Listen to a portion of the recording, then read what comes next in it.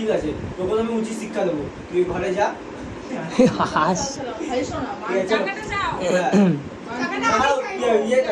চলো 1 2 3 and start. তোকে তো আমি উচিত শিক্ষা দেবো, তুই ঘরে যা, আমি আসছি।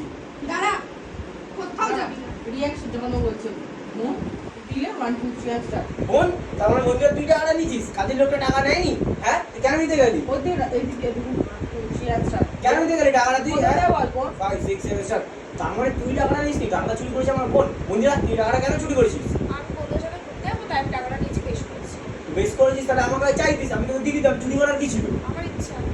আমার ইচ্ছা, ঠিক আছে, তুই ঘরে যা, তোকে আমি উচিত শিক্ষা দিচ্ছি। দাঁড়া, কানে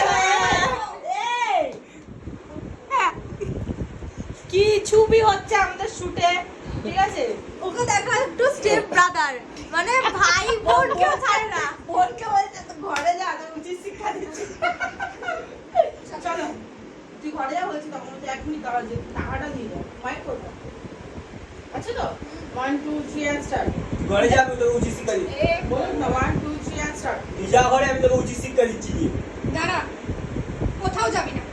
তোর দাদার আসল চরিত্রটা তো দেখে যা। আচ্ছা, এবার বলো, টাকাটা কে চুরি করেছে সেটার প্রমাণ তো আমি তোমাকে দিয়ে দিলাম। এবার বলো, শ্রুতি আমাদের বেডরুমে কি করছে, আর তুমি ওকে চুরের বদনামে বেডরুমে নিয়ে এসছো কেন? চুপ করে থাকবে না, বলো। শুনবি তো? শুধু বলো ম্যাডাম, আমি বলছি আসলে আমি সাহেবকে অনেকবার বুঝেছি আমি টাকাটা নিইনি, কিন্তু সাহেব বলেছিল যদি আমি সাহেবের সাথে না শুই তাহলে আমার চাকরিটা নিয়ে নেবে। আপাতত সিনে এবার চলছে। আমি আর আমার বোন থাকি ঘরে, বাইক দেবো? ঠিক আছে? আচ্ছা, আমি অনেক গরিব, আমার যদি চাকরিটা চলে যায় তাহলে খুব অসুবিধা হয়ে যাবে। হ্যাঁ, তাই জন্য আমি এটার জন্য